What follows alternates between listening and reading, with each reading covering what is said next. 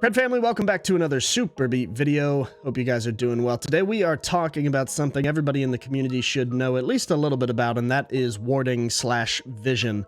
Hope you guys are having an amazing day. I'm happy you're taking the time to learn more about the game that everybody loves.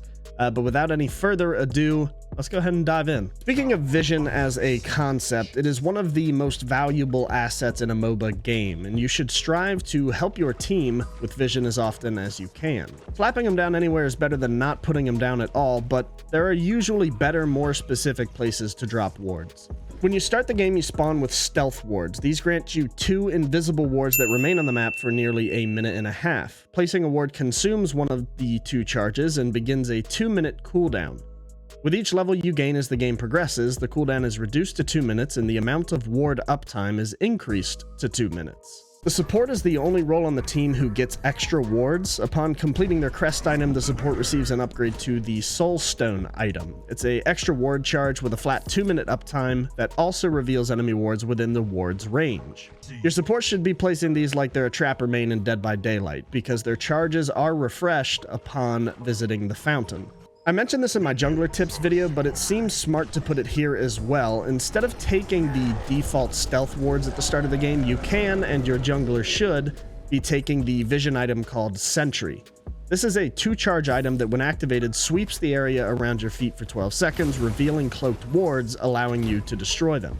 Sentry does have a 96-second cooldown, so be sure you're only scanning areas that you know are typically warded.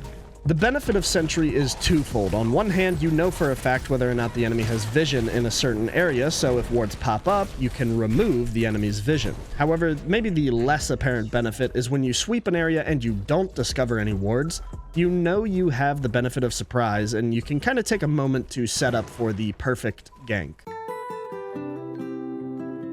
When warding, you typically want to place the wards near objectives or in a place you think the enemy will walk en route to gank you. Junctions are a prime spot near the 3 camps or Fang, or the steps near Fang or Orb Pit.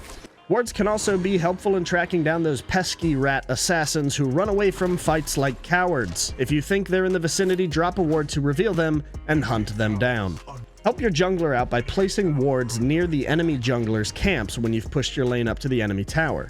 This will help your jungler not only see his opponent's farm is respawning so he can plan an invade, but it also provides your team knowledge by letting them know what side of the jungle the enemy is on. The deeper you place your wards, the more time you'll have to react when they're pinged.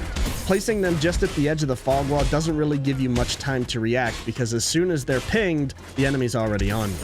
The further you extend past your closest warded area, the more you invite death. I'll say it again, vision is your best friend. With every wave you take as you push down lane, you give away your position to the enemy team while you clear out the minions.